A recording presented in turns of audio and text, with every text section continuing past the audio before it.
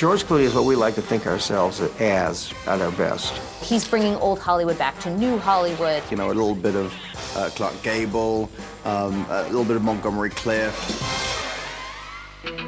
He experienced great failure and disappointment, frustration with his career. He couldn't get a hit. He couldn't get on a movie. Clooney became a household name by starring in ER. Everyone all of a sudden started to really pay attention to him. Bill O'Reilly essentially called him a traitor to this country. When George Clooney says that he's interested in helping in Darfur, he isn't just writing a check. He'll get on the plane, try to get himself killed. Clooney will be able to play the complex heroes of tomorrow's movies because he's lived it.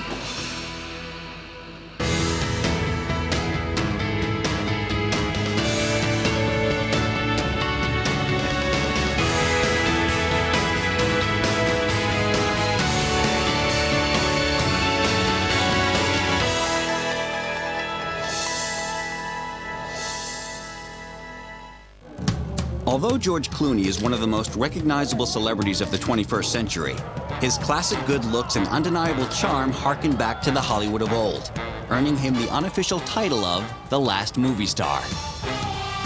I think George Clooney is in many ways like the perfect film star. I mean, he's really almost like a throwback to the past when Hollywood used to make perfect film stars on an almost, weekly basis.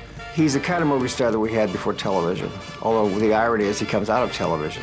When you see him, he evokes memory of Cary Grant or Clark Gable, Gary Cooper. He brings a certain elegance and gravity, almost like a sort of a patina of celebrity that too often new stars don't have. They're ephemeral, they're shallow, they'll blow away. They don't have the voice that he has. There is no doubt that today George Clooney is an American icon, but he worked long and hard to gain his current star power. The guy who can do no wrong in his 40s could do nothing right in his 20s. And very few who knew him then could foresee greatness in his future. I mean, most actors come to Hollywood, they hit it in their 20s. George Clooney, even though everything seems so effortless for him now, he struggled for a long time in Los Angeles, playing bit roles. There's probably an entire room of some Hollywood studio that's just filled with, failed George Clooney TV shows. I mean, he was the absolute pilot king. I mean, he was, he had pilots like most people have breakfast. Basically, L.A. is made up of losers. It's made up of people who couldn't make it anywhere else. He couldn't disappoint his parents any more than he had. Everybody thought he was a loser, and he just couldn't make the cut at anything. There comes a point where you reach the end of your ability to explain away failure. George Timothy Clooney's long journey from LA failure to Hollywood's A-list started in Lexington. Ben, this is why I'm in everybody's face now. In addition to current affairs, the Clooney children got a lesson in the fickle nature of celebrity and fame. His father, when George was young, had a fight with the local TV station he was on because they wouldn't give him the amount of money he wanted for his salary, and he'd earned it. He deserved it. He brought up ratings. He was worth it. And they wouldn't do it, and he walked out. And the result is the family had no money for a year, and he got a job working in a community theater somewhere around Cincinnati, and they lived in a house trailer. I think his respect for his father comes from that his father, at certain points in his life, out of principle, has put everything on the line. George looked up to his father, but he had no plans to follow in his footsteps as a media personality. He was more interested in sports. By high school, George was on his way to becoming a popular jock until he came down with Bell's palsy. Bell's palsy is a kind of paralysis that happens in the ear canal, and it produces paralysis of the face. And half his face, little kid, how you look is important, and half his face was paralyzed. And all the other kids made fun of him. They created this sense that he was outside of the group. This sense of not being really with it, and he compensated or overcompensated with that by being the jokester or the one to make fun of his own tremors or what happened. The thing about Clooney that I think is unique in a very good-looking person is that he is incredibly self-deprecating. He really is a guy who doesn't take his physical package You know, seriously, that's very hard for any actor to actually do. Actors get noticed for how they look. But I think because of the fact that when he was quite young, he was stricken with something that, you know, affected his face, and he had to make fun of that and be easy with that, that he's always been a guy with a great sense of humor about himself. George not only recovered from his ailments, but he used his charm and looks to become quite the ladies' man.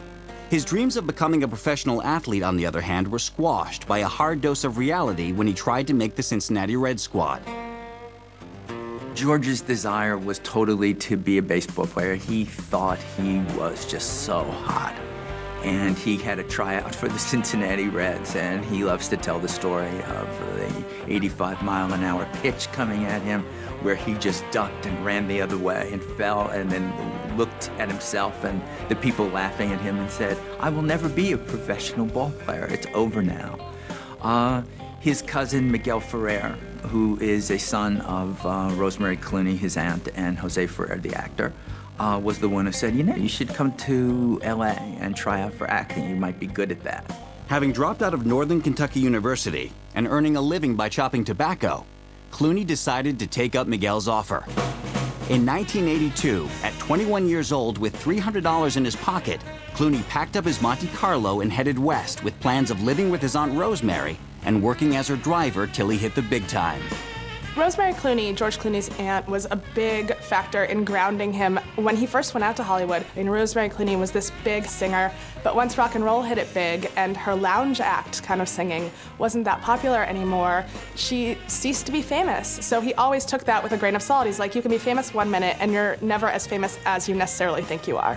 He sort of unloaded himself on her at an awful moment in her life. They had a certain amount of difficulty over the fact that he wasn't quite the manservant that she thought he ought to be, since he was giving him room and board. And instead he was using her car to go out with his friends and to go to auditions. George didn't find much acting work, but that didn't stop him and his cousin Miguel from partying all around Hollywood. After months of his freeloading, Rosemary had enough. She kicked him out. He ended up living in the closet of his friend, Tom Matthews, who's one of his best friends, still is. And, you know, so they took a mattress and put it on the floor of this walk-in closet, and that's where he lived for like a year. He had no money at all. And so he'd take the bus every day. He had no car, which means you got to wait 2 hours for a bus and then make it transfers another 5 hours. It was during this period of failed audition after failed audition that Clooney had an epiphany.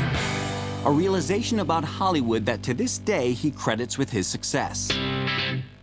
He said, it occurred to me one day, if I get the job or I don't get the job, it doesn't matter, because I'll get back on the bus, go back to the closet. They have the problem. Their problem is they've got to cast a movie or a TV show or a play, and the damn thing has to start shooting in a week. Well, that's their problem. I'm the answer to their problem. And he said it was like, you know, suddenly the dawn came, and he suddenly realized, they're not doing me any favors. I'm doing them the favor. I'm the guy getting on the damn bus and going all the way over. He started seeing rejection as they're a bunch of idiots.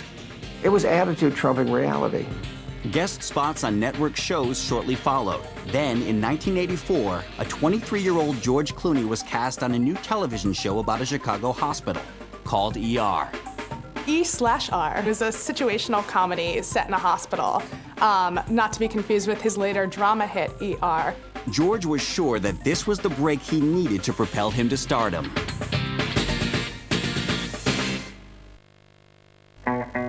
In 1984, George Clooney was a 23-year-old with no car, living in a friend's closet. However, after 2 years of struggling in Hollywood, he got the call he hoped would change his life. His agent informed him he was cast as one of the leads on a new television show about a Chicago hospital called ER. Not to be confused with his later drama hit, ER. E/R is a situational comedy set in a hospital that lasted for only 22 episodes and was then canceled, but it was his first big break into television. ER failed to make Clooney a household name, but it did lead to guest roles on Golden Girls and Murder, She Wrote, and semi-regular roles on Facts of Life and the ABC hit Roseanne. He was also getting work in low-budget horror flicks like The Return to Horror High and Return of the Killer Tomatoes. All right, look. Just for the sake of argument, let's suppose she's a tomato. Let's go so far as to suppose that she's here. How you gonna tell one tomato from another? Both his profile and his pay scale rose, but Clooney wasn't happy playing secondary characters in third-rate fare. If he seems like he's floundering in these early horror movies, it's because he is floundering. The guy's trying to fit into a Hollywood at the time, which is not exactly geared for people like George Clooney. We're talking about the age of the action hero. The mid-'80s, the late '80s. This is high Arnold period, I guess you could say, and Bruce Willis and Die Hard. And so Clooney, who I think becomes more substantial and more handsome as he grows up, he's just not quite there yet. He's not an action hero, and he's not fitting the Hollywood mold. He was very happy that he was making hundreds of thousands of dollars every year from these sitcoms, but he was still a relative unknown. He couldn't get a hit. And for someone who really felt like acting was their passion, it was still very disappointing.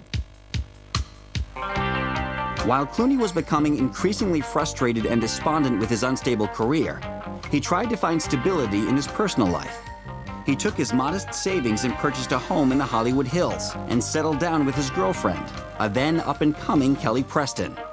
Back in his early years in Hollywood, George dated Kelly Preston, Mrs. John Travolta, and the two ended up buying a house together, and he even got her a pet pig named Max as a present. I mean, his house is built into the side of this canyon, so it's very difficult to get away from the pig. You know, pigs aren't quiet, and they smell. And if you didn't know he owned a pig, when you walked in the door, you'd know he owned a pig. And he finds it charming. Whether she was unhappy living with the pig or with George, Kelly Preston didn't stick around long. When she moved out, George became increasingly disheartened about his failures in life and love and returned to the arms of an ex, Talia Balsam, whom he dated in 1984. She's a young actress, and she was heavily involved with another guy. And this, again, is typical of Clooney. And he just fell head over heels for her. Just months after Kelly Preston broke his heart, Clooney packed Talia, her mother, and several friends into a Winnebago bound for Las Vegas. On December 15th, 1989, a 28-year-old George and Talia Balsam were wed by an Elvis impersonator in a marriage that seemed doomed from the start. He blames himself for it, and he didn't make a sufficient amount of effort to make the marriage work. And I think it's because I think he took it for granted. Marriage is a process, and he didn't, and he saw it as an event. He chooses to be down in the casino with his friends, sitting up all night gambling. I mean, it's like, well, that's done. I've taken care of that. Now let's get on with being a boy. After the wedding, George's career showed little advancement. He was cast in failed pilots and short-lived series like Baby Talk, while he was rejected for roles like Mr. Blonde in Reservoir Dogs and the cowboy drifter in Thelma and Louise, roles that propelled others to stardom. The truth was that he'd kind of been fumbling through Hollywood for more than a decade. He enjoyed a lot of financial success on different sitcoms, but he never was a breakout star, and he didn't really have an opportunity to work on a project that he loved. George was 100% focused on making it, and he gave very little time or effort to his wife. After 3 years of playing second fiddle to his career ambitions, Talia and George divorced, leaving him with Max and a bleeding stomach ulcer. His marriage to Talia Balsam didn't work out, and it was traumatic. Since then, he is, pretty clear about the fact that he is not going to remarry, he is not going to have children. That's not who he is.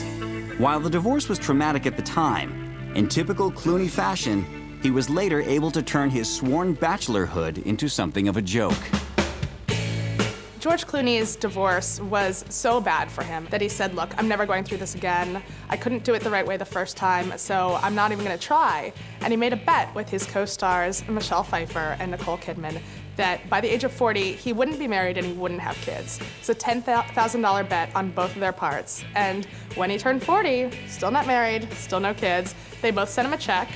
He sent it back to both of them and said, look, double or nothing. Give me till I'm 50. Jokes and bets with leading ladies were in the future. In 1994, Clooney was still almost famous, almost making it. After 12 years in Los Angeles, he was tired of just getting by. he needed to find the role that would finally give him the break he so desperately needed.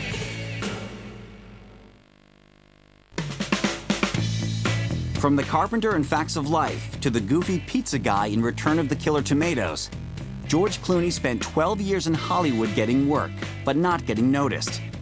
That all changed in 1994, when a 33-year-old Clooney landed the part of Dr. Doug Ross on the NBC ensemble drama, ER. It introduced a new type of TV show to some extent. It was very fast-paced, you know, very intricate storylines. It was like bang, bang, bang, bang, bang. All right, Oscar, what you got? Chapter 12, found unconscious. Doctor, please help me. Mysteries Adler, Dr. Ross. Now, we're going to take your son to trauma. Do everything we can. He went under so fast we couldn't find it. BP 70, pulse 140. Jerry, he's going to tell you where you can wait. Oh, please, can we stay with him? We'll do everything we possibly can, I promise. Big, serious, but you know, at times emotional and funny show. And Clooney was just, you know, right in the center of it. When he got the job on ER playing Dr. Doug Ross, he had second billing to Anthony Edwards, and he was supposed to play this kind of caddish doctor, but George talked directors into eventually giving a more serious side to Dr. Ross and ended up stealing the show. Thanks in no small part to Clooney's roguish charm, ER became an instant hit. Every Thursday night, millions of viewers tuned in to watch the doctors of Cook County General Hospital. And after 12 years in Hollywood, Clooney became a household name. This was certainly the role that made him a national, international star and sex symbol. He was the network's big hot hunk to Noah Wiley's kind of like nerdy alternative hot guy. You know, you're kind of on one side or the other, a Noah girl or a George girl. Once George was a hit on ER, of course the movie studios started calling. They started sending him scripts. Suddenly, the guy who used to take the bus to auditions was getting scripts couriered to his dressing room. For his first big film, Clooney played Seth Gecko opposite Hollywood wonder boy Quentin Tarantino in the action horror flick From Dusk Till Dawn, a role completely out of sync with his TV persona. From Dusk Till Dawn is an odd film. I mean, I'm a huge horror fan. I think that Clooney is really, really terrific in it, but it is an unusual role for this guy who's in a hospital drama to do. Let's cut to the chase. I'm going to ask you one question, and all I want is a yes or no answer. Do you want to live through this? Clooney sort of redesigns himself for this movie. He gets a new haircut, this sort of Roman Caesar type haircut, which I think he actually intended to be mean looking, sort of like the character was sort of you know, a messed up person, like clipped off and not really concerned. But of course it becomes almost like a mini sensation. From Dusk Till Dawn did little business outside the midnight horror crowd. In an effort to play to Dr. Ross's female fans, Clooney's next trip to the silver screen went squarely in the opposite direction. So next Clooney tries a romantic comedy called One Fine Day, and it's really interesting. It pairs him with Michelle Pfeiffer, and you would think these two would really click, and it just didn't work. Despite none of his early films striking box office gold, the recently crowned sexiest man alive was about to land the role of a lifetime. In 1995, Warner Brothers had a huge hit with Batman Forever and immediately greenlit a fourth installment of the blockbuster franchise called Batman and Robin. When star Val Kilmer had to bow out due to a scheduling conflict, the studio needed a new caped crusader, and Clooney answered the call. There was a lot of hope for George Clooney to be the Batman. I think that like when you accept the role of Batman, you have to do or die with it. It's kind of like Bond, you know? It's like everything is gonna fall on you if you do a great job or a bad job. If Clooney was feeling the pressures of carrying a $150 million picture, he kept it to himself. However, right before the biggest opening of his life, George learned not all was well in Gotham City. The night of the premiere, when they were showing the film to the press, he snuck up to the balcony and he said that he could feel the silence, that he could feel that people were not liking this movie. Batman and Robin should have been the career-making performance in some way because, you know, at the time, it was the biggest franchise in the world. Batman and Robin pretty much sunk it. I mean, the film was absolutely terrible.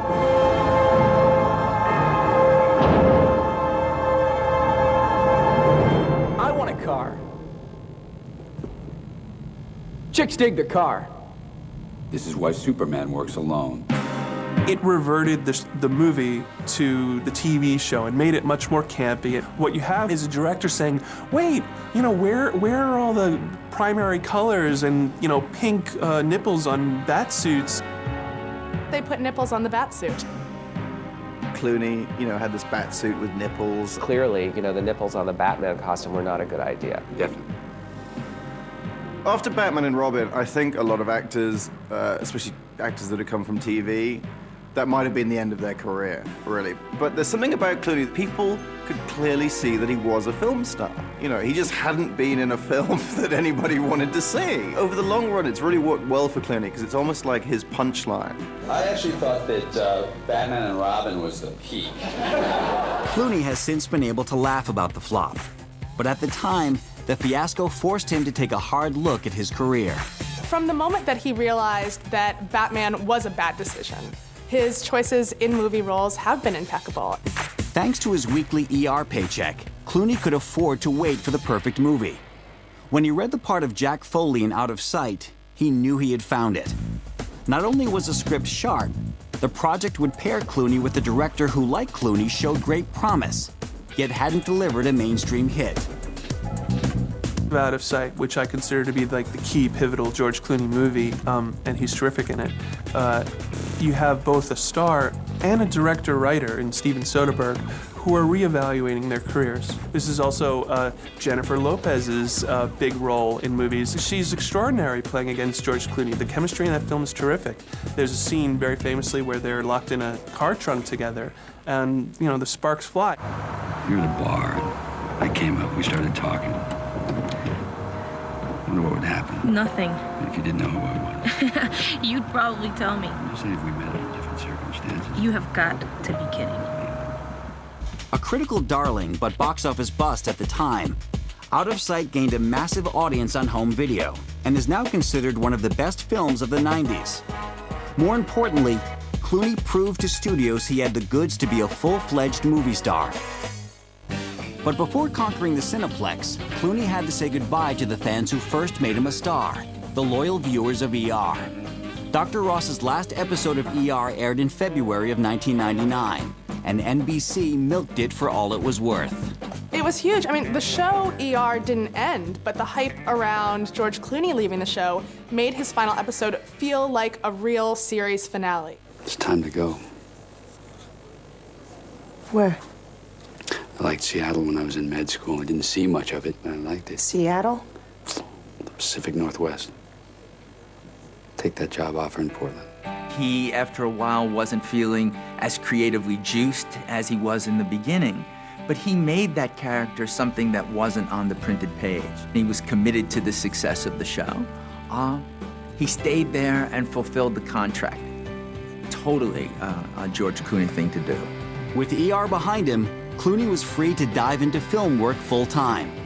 For his next above-the-title role, Clooney picked the David O. Russell-helmed Three Kings, a heist flick set at the tail end of the First Gulf War. I'm talking about millions in Kuwaiti bullion. You mean them little cubes you put in hot water to make soup? No, not the little cubes you put in hot water to make soup. Clooney's strongest performance to date was almost overshadowed by a behind-the-scenes flare-up. David O. Russell was infamous for his harsh treatment of actors on set. When Clooney came across him berating an extra, he confronted the director. He felt that Russell was bullying people, and if there's one theme in Clooney's life, he doesn't like a bully. And he's the first person to stand up to somebody and say, hey, look, you've got to be nicer. You don't have to be a jerk to get what you want. The confrontation escalated, and Clooney and Russell came to blows in an on-set brawl that made it into the entertainment press. I think he and David Russell would like to keep punching each other in the face on a constant basis.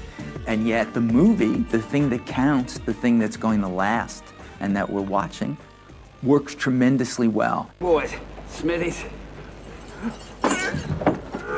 Or, if not Smithies per se, were you otherwise trained in the metallurgic arts before straitened circumstances forced you into life aimless wandering?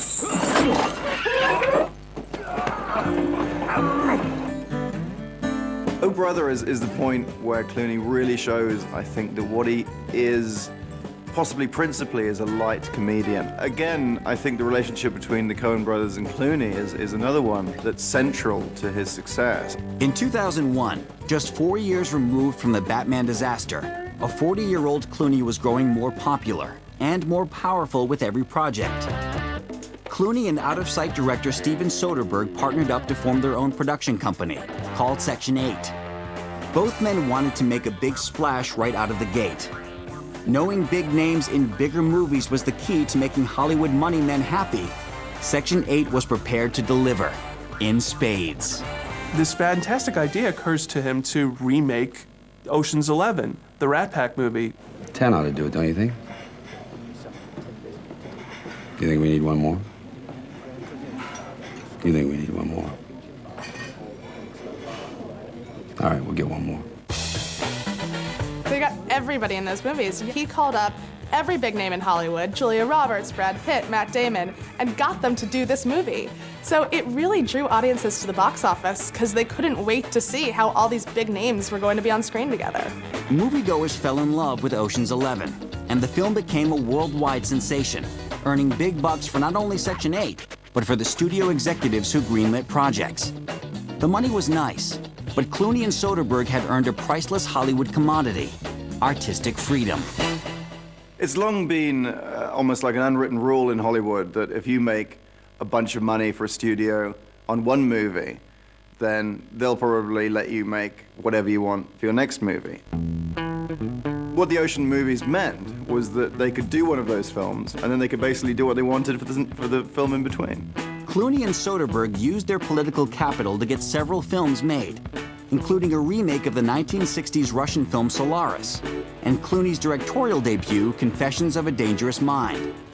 A film that didn't set the box office on fire, but did establish Clooney as a talent behind the camera.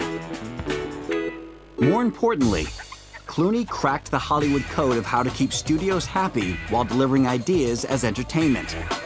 And now that he could have his cake and eat it too, Clooney was eager to share. The business side for George Clooney extends past creating an environment for him to get movies made. He actually helps other people get movies made. And this is an amazing thing. And I said to a producer, what does George actually do, as the executive producer? And they said, well, when we go into the studio asking for money and they say no, we send George in. He's one of these people that goes to the room and you got, three sharks in suits sitting at a studio, and they're going to flim-flam him like they do everybody else. And he walks out the door and he's wearing their underwear, and that's how he is. He's usually the smartest person in the room, and he covers it well. Despite being one of the most powerful men in Hollywood, Clooney remained one of the most grounded. Part of this was due to the lessons on the fleeting nature of fame that he learned from his aunt and his father, as well as his own early struggles. Additionally, whenever he felt himself getting big-headed, he had the boys to knock him back to earth. Well, the boys are people are guys he's known a long time. I think with two exceptions, they're not in the business. One of the things he learned is that when you're in the movie business, you can't trust the word of anybody. Because in Hollywood, friendships are based strictly on usefulness. And so Clooney was aware of that. So he keeps close to him guys he's known for 20 years, 25 years, who tell him the truth. It's like having your own little Kiwanis Club. They're his best friends. He even said once when he was going to the Oscars, when he was nominated, that he was probably going to be late because he didn't want to miss his Sunday basketball game with the boys. By 2004, Clooney had reached the point in his career where he was nearly universally admired by those in the entertainment industry and the movie-going public. However, he was not without his detractors, one of whom became quite vocal after Clooney dipped his toe into the dangerous waters of politics.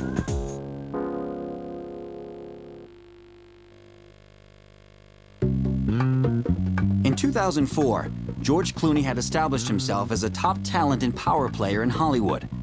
That summer, he re-teamed with Steven Soderbergh and the rest of the Ocean's 11 gang to film a highly anticipated sequel to the 2001 heist flick. Clooney was on top of the world, and as his celebrity profile rose, so did his political activism. I think that Clooney is trying to offset his popularity with a certain amount of weight social weight, political weight. Clooney's sense of civic duty had emerged in the early 90s during the race riots in South Central Los Angeles. Certain things happen where circumstance intervenes and you're forced to look. And once you've seen it, if you're decent, the viewing of it produces a sense of moral obligation. And that's what happened to George when he came down to his friends to try to clean things up. Throughout the 90s, George donated his time and money to various causes, but kept his views out of the public forum until he could no longer keep silent. In the wake of the September 11th terrorist attacks, he organized a telethon that featured some of Hollywood's biggest stars personally answering calls to collect donations. We wanted to show you a few of our friends that just showed up to answer the phones, take pledges. And all around the country, thousands of volunteers at phone banks are ready to take your calls. All calls made before 7 p.m. Eastern Standard Time tomorrow will go to the September 11th Telethon Fund. 100% of the contributions will be used to benefit the victims and their families. That's very important, 100% of it. It raised millions for victims and families, an altruistic gesture that Fox News' Bill O'Reilly read as phony. He accused Clooney and his Hollywood friends of showing up for publicity, but not following up to make sure the donations made it to the 9/11 victims' families. There are a lot of people in Hollywood, frankly, who take up causes or who get on a soapbox. And I think for the great majority of Americans, that sometimes is hard to take because these are obviously people who have enormous privilege and who may not know the world the way everyday people do. I think what's different about George Clooney is that when he speaks, it's directly from his heart. Clooney fired off a letter to O'Reilly accusing him of lying. As a result of the dispute, Clooney became a favorite target of O'Reilly and other conservatives who pegged Clooney as the poster boy for the liberal Hollywood elite. When Clooney once again spoke from the heart and came out against the invasion of Iraq, some vocal conservatives stepped up the attacks. Clooney was very vocal about saying that he was against the war. And Bill O'Reilly essentially called him a traitor to this country, which upset Clooney greatly because he's always been very politically active and very involved in our country for the betterment of our country, and he couldn't believe that someone was attacking him in such a manner. I have a feeling that that whole encounter with Bill O'Reilly really hurt him. And in a way, Good Night, Good Luck is a reaction to that. Fresh off the success of Ocean's 12, Clooney was once again in a position to make any movie he wanted.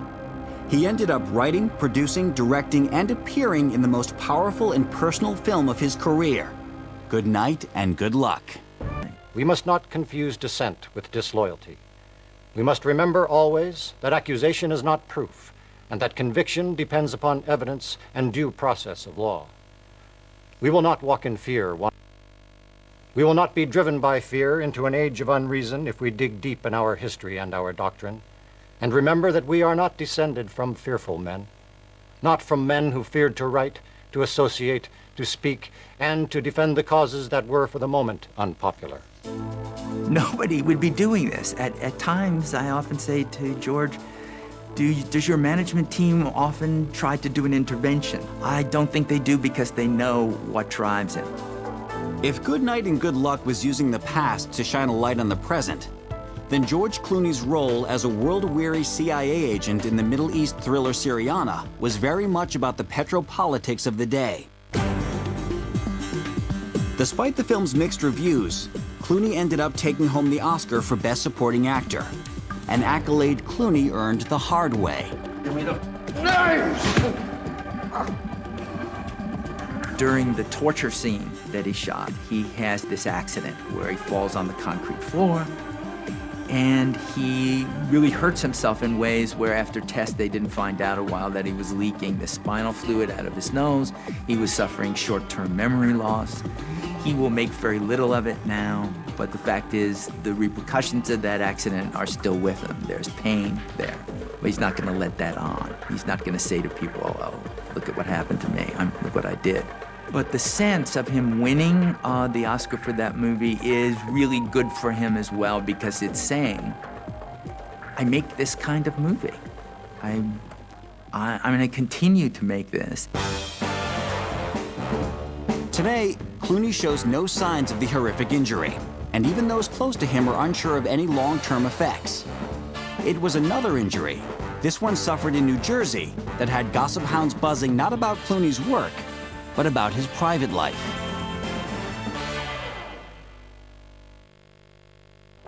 In 2007, 46-year-old George Clooney was an Oscar winner, twice named People magazine's sexiest man alive, and one of the most recognizable people in the world.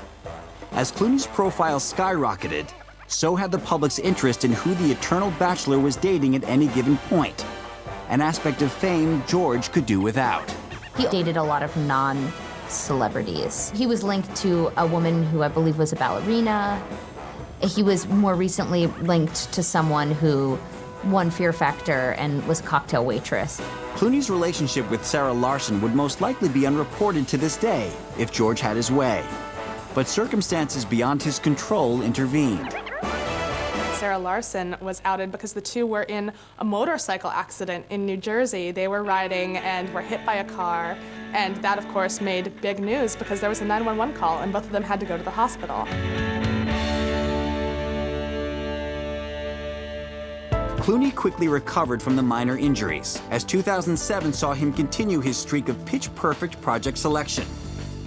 He had a third go-around Vegas in Ocean's 13, but it was his tour de force performance in Michael Clayton that defied the expectations of even Clooney's biggest fans. He's playing a Mr. Fix-It lawyer, somebody who's morally rotting from the inside, who is still dressed well, but has to do jobs that are killing him. To me, the perfect symbol of what goes on in Hollywood when actors decide to do something that just isn't up to them and isn't engaging their passion in what's happening. You're talking about Clooney finally figuring every aspect out. All of the moving parts are working together, and suddenly you have the rascal who's radicalizing and awakening to corruption and wanting to do something about it. I think Michael Clayton is his finest moment so far. I think it's just a consummate performance. Michael Clayton earned Clooney his first Oscar nod for a lead role, an award that eventually went to Daniel Day-Lewis for There Will Be Blood. Ever the gentleman, Clooney told anyone who would listen that Day-Lewis deserved the honor hands down. Besides, Clooney had other concerns, like saving the world. If you've been lucky enough to survive rape and torture and murder and your family's burned to the ground and you've walked for 30 miles through the sand and you survived malaria and AIDS and starvation and you're lucky enough to get to one of these camps that are in terrible shape, you should at least have the right to live. One of his huge passions has been, the controversy going on in Darfur. He started his own organization called Not on Our Watch with some of his Ocean 11 co-stars to help battle the genocide that's going on there, help the families who have been displaced kind of have some of the things that they need. Yeah, when George Clooney says that he's interested in helping in Darfur, he isn't just writing a check.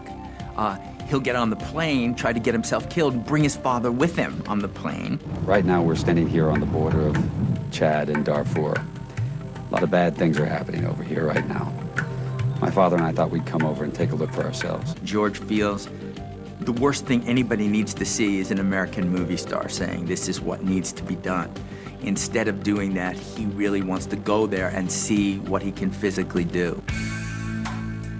He doesn't absolve himself or anybody else from taking the responsibilities that come with enormous power and influence. This is a person who didn't have to talk about the situation in Darfur. This is a guy, who would certainly be better off not criticizing politicians in some way because, there's blowback. He actually enjoys mixing it up. He obviously understands that not everybody agrees with him, but he's never shied away from his points of view. In 2008, George Clooney was given the title of Messenger of Peace by the UN for his work in Darfur. Coupled with several heavy-hitting films, Clooney was fearful of becoming known as an issues guy. In a move to reinforce his playful side, Clooney directed his third picture, the screwball comedy about the birth of pro football, Leatherheads. He also re-teamed with the Coen brothers to play an over-the-hill federal agent in Burn After Reading, a direct send-up of his Oscar-winning turn in 2005's Syriana. When we talk about George Clooney and the Coen brothers and what he calls the 3 movies he did for them, his trilogy of idiots, the Coen brothers saw what I think people who are close to George or the guys he's playing ball with and hanging out with or anybody that knows him well over the years know that the idiot side of him is taking control. And the Coen brothers have an eye and an ear for idiocy. Is that goat cheese? Chèvre, yes, that is a goat cheese. Because I have a lactose reflux and I can't. You're lactose intolerant? Yeah, but I Or can't. you have acid reflux. They're different things. I know what they are. So you misspoke. Well, thank you for correcting me. 2009 turned with food chain, and the power and influence that came along with that position was about to come in handy. On January 12, 2010, when a tragic earthquake devastated Haiti, George made one of his biggest humanitarian contributions. We have Joel Gallen again, who directed the 911 telethon and the Katrina telethon. He's really talented. And we've been working sort of night and day trying to, we've almost got the music acts put together, and we're going to do it in New York and Los Angeles. He led the Hollywood relief effort by organizing the star-studded 2-hour telethon, Hope for Haiti Now. The telethon we did in New York, we raised over 57 million. It's continuously going. I want to thank George Clooney. I worked with George Clooney a lot putting that together. Also Shakira, everyone, Madonna, everyone who participated in that. From the genocide in Darfur to the Haiti earthquake, George has always taken the spotlight off him and put it on others who need attention. And his tireless human rights advocacy hasn't gone unnoticed. In August, the 49-year-old was honored with the Bob Hope Humanitarian Award at the 2010 Emmys. Well, first of all, this is obviously a very different award than getting something for acting, and you know, it's embarrassing because it's you don't want to be awarded for doing what you're supposed to do. Clooney continued to put his fame to good use in 2011. He kicked off the year with an intense focus on his next political project, the Sudan. He first met with President Obama at the White House to discuss U.S. involvement in the Sudan. Then he initiated the Satellite Sentinel project, which uses satellite technology to monitor the border of North and South Sudan in an effort to avoid further war. And after a visit to the Sudan in his mission to prevent another genocide, George contracted malaria. Luckily for him and Hollywood, the activist actor made a full recovery. In June of 2011, as George's film career began to pick up speed, his 2-year relationship with girlfriend Elizabeth came to an end. Just a month later, George was linked to another girl, former WWE wrestler Stacy Keibler. Once again, the press couldn't get enough of George Clooney and his latest squeeze.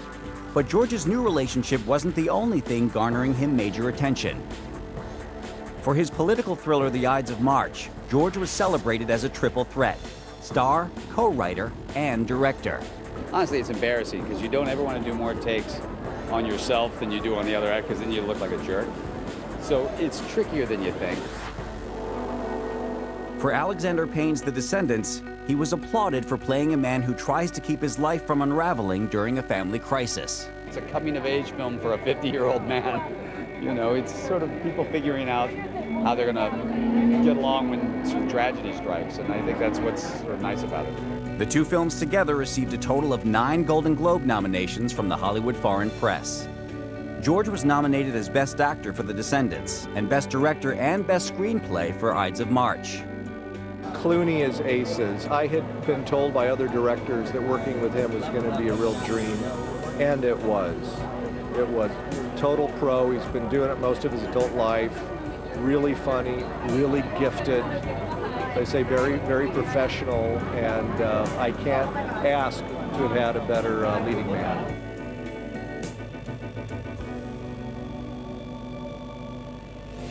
On January 15th, with girlfriend Stacy Keibler by his side, George won the Best Actor Golden Globe for The Descendants.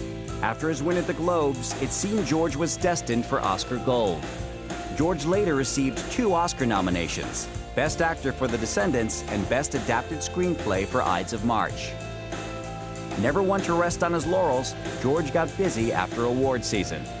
He's donning the triple threat hat once again for his latest passion project, The Monuments Men, and will star alongside Sandra Bullock in the sci-fi thriller Gravity. When looking at Clooney's life as a whole, both on-screen and off, perhaps he isn't the last movie star so many have crowned him, but a new kind of celebrity. A man who takes his work very seriously while being able to laugh at himself.